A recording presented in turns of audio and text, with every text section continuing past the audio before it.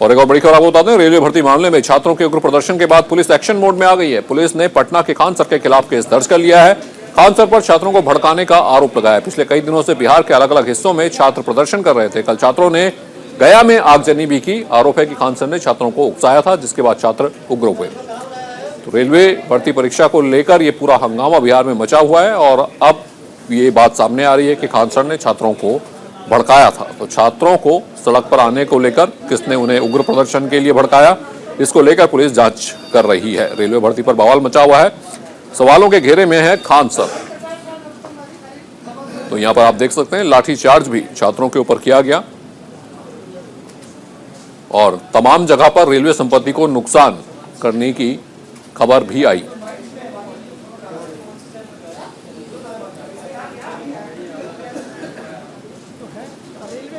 भी इसमें साथ देंगे, क्योंकि जो आप कर्मचारी बैठे हैं ना, वो भी आप ऐसी समस्याओं को झेलेंगे आपके आने वाले बच्चों। तो आप सब लोग को ट्विटर पे 18 तारीख से तो आज से ट्वीट करते रहना है, ट्वीट में कमी नहीं करते रहना है यहाँ पे।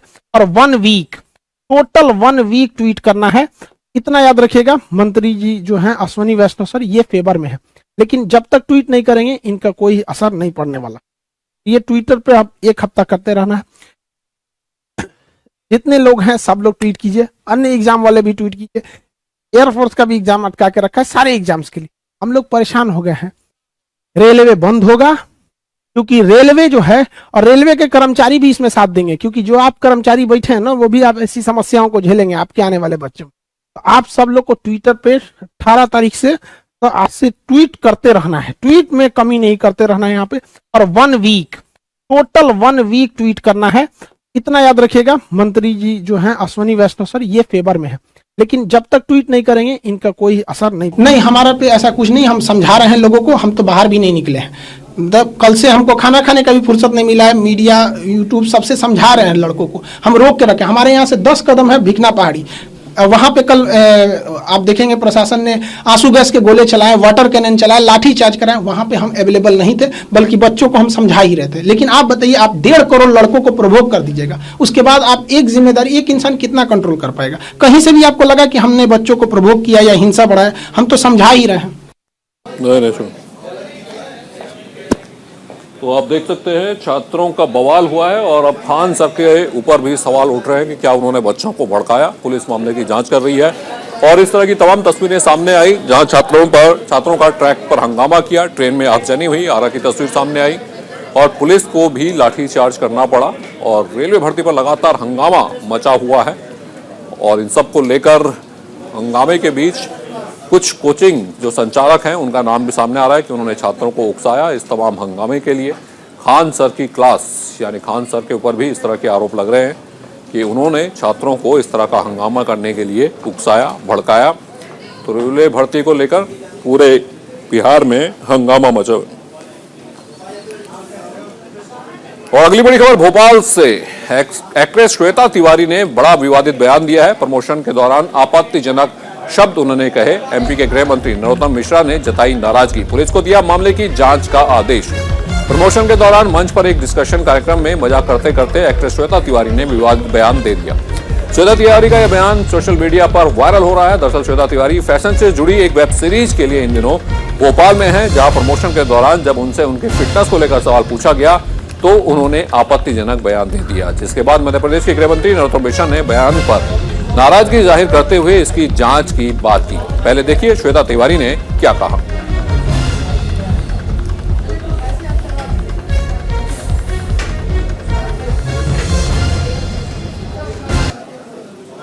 ये बड़ी नहीं such an experience and such a brilliant star cast. Feel from riding chariots to मेरे भगवान ले रहे हैं।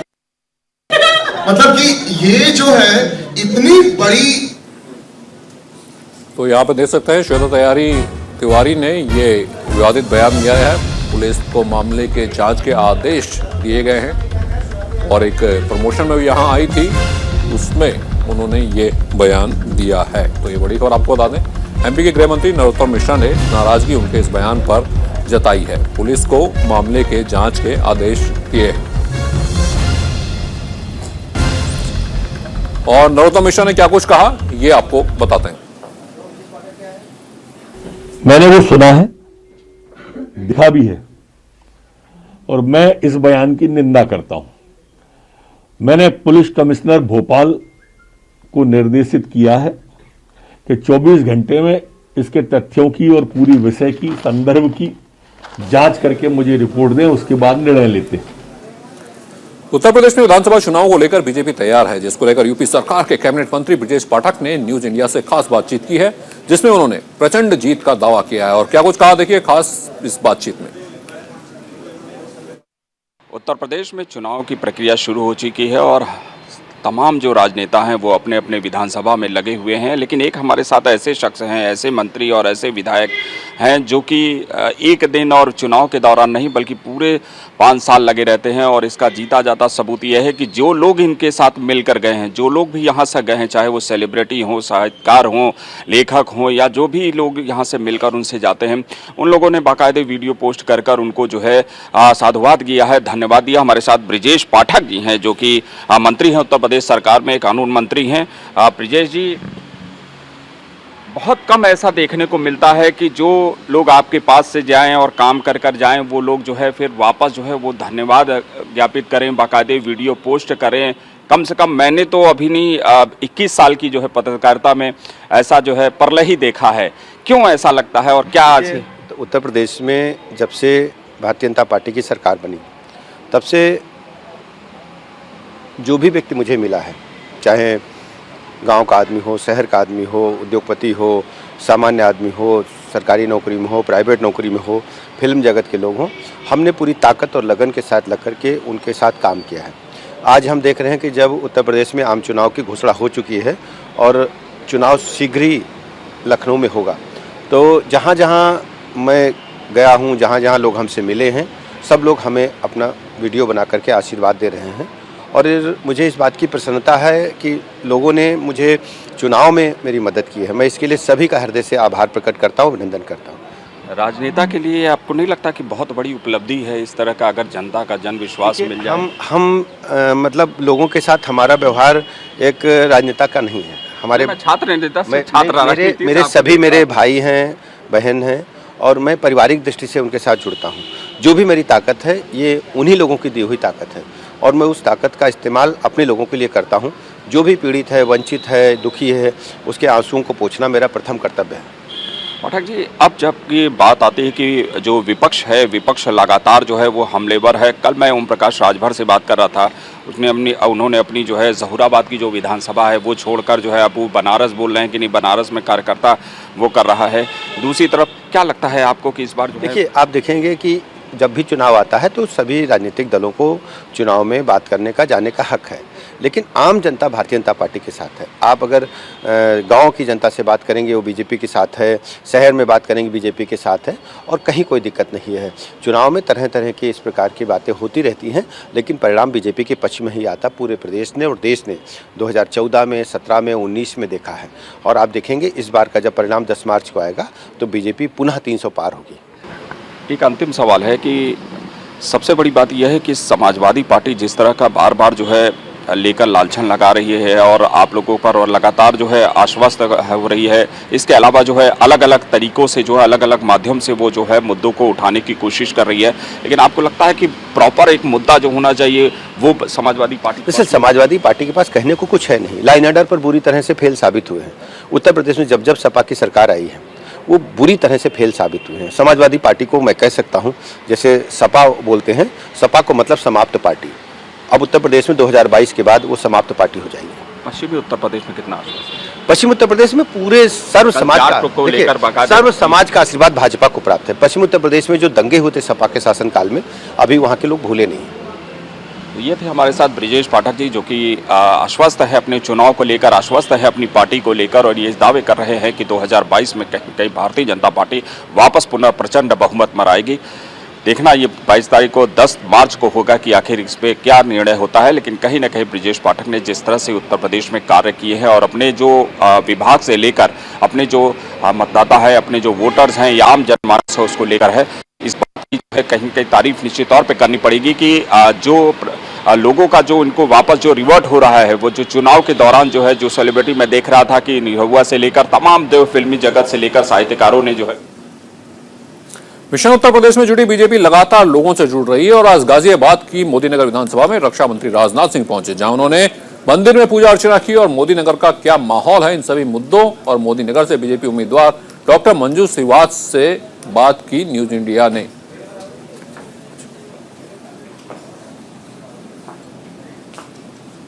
पश्चिमी उत्तर प्रदेश में यूपी ने पूरी ताकत अपनी झोंक दी है। 10 फरवरी को चुनाव होना है, ऐसे में खुद देश के रक्षा मंत्री राजनाथ सिंह मोदीनगर पहुंच रहे हैं। बातचीत के लिए हमारे साथ मोदीनगर से मौजूदा बीजेपी के विधायक मंजू श्रीवास्तव जी हैं।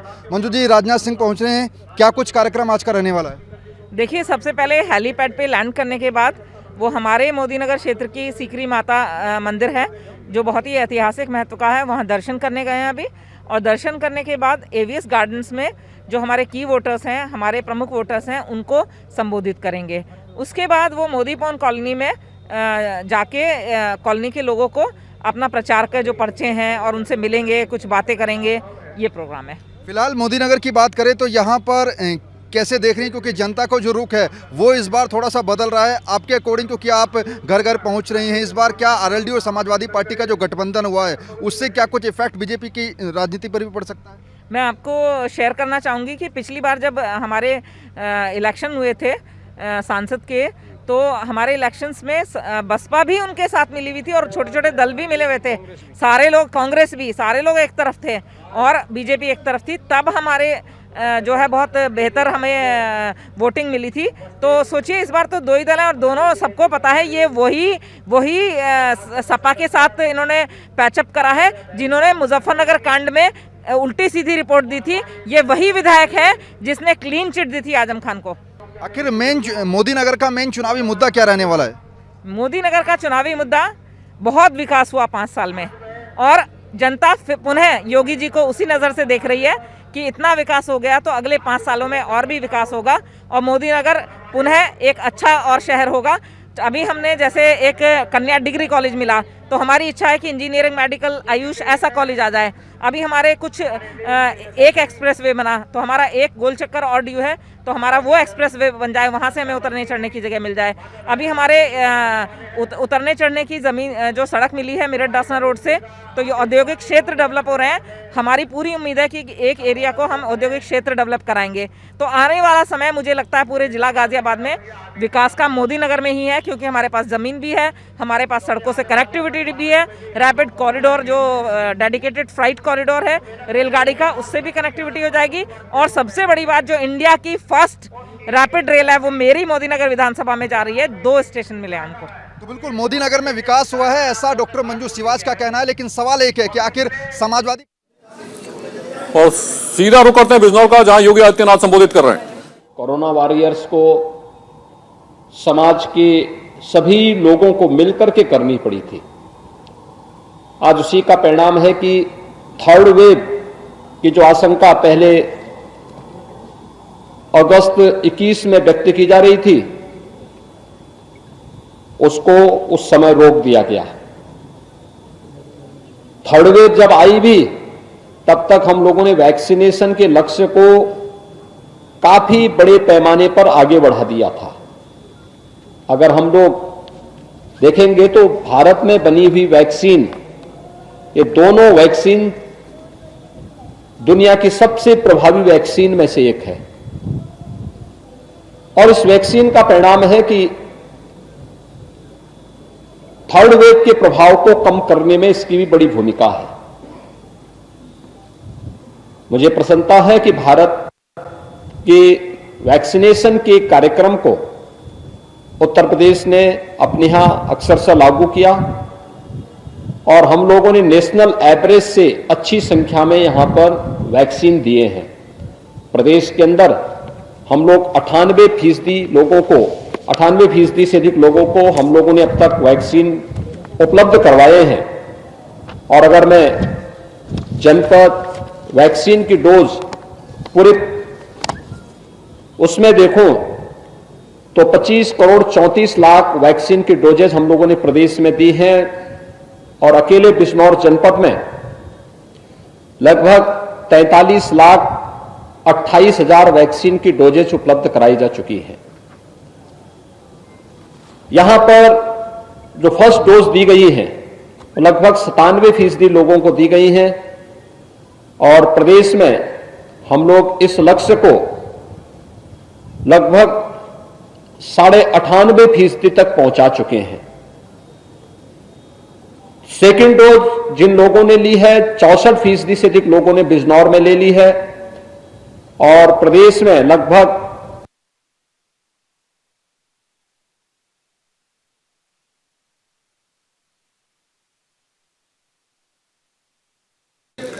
बिजनौर में सीएम योगी का दौरा है। 61% है और प्रिकॉशन डोज जो 60 साल से ऊपर के गंभीर बीमारी से ग्रसित सीनियर सिटीजन्स हैं उन लोगों के लिए, हेल्थ वर्कर्स के लिए, कोरोना वॉरियर्स के लिए यहां पर 78% लोगों ने प्रिकॉशन डोज ली है। प्रदेश में लगभग 73% लोगों को इस वैक्सीन की डोज उपलब्ध कराई जा चुकी है। थर्ड वेव कैसे निष्प्रभावी हुआ है? वैक्सीनेशन उसका पहला उदाहरण है। वैक्सीनेशन के साथ साथ जो समयबद्ध ढंग से निगरानी समितियों को एक्टिव करके डोर टू डोर स्क्रीनिंग करने और मेडिसिन किट उपलब्ध करवाने की कार्रवाई हुई है, उसका भी परिणाम है। प्रदेश के अंदर अगर हम निगरानी समिति की स्थिति देखेंगे तो उत्तर प्रदेश में 72,000 निगरानी समितियां इस कार्य में लगी हैं और बिजनौर जनपद में 1,500 से अधिक निगरानी समितियां पूरे जनपद में क्रियाशील हैं, जो मेडिसिन की किट बांट रही हैं।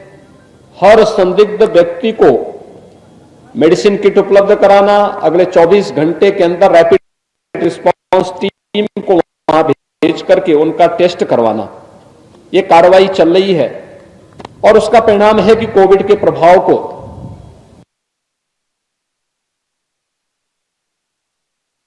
योगी आदित्यनाथ का बिजनौर दौरा और योगी आदित्यनाथ यहां बता रहे हैं कि किस तरह से कोविड को रोकने के लिए सरकार ने कदम उठाए, किस तरह से वैक्सीनेशन ड्राइव को बढ़ाया गया।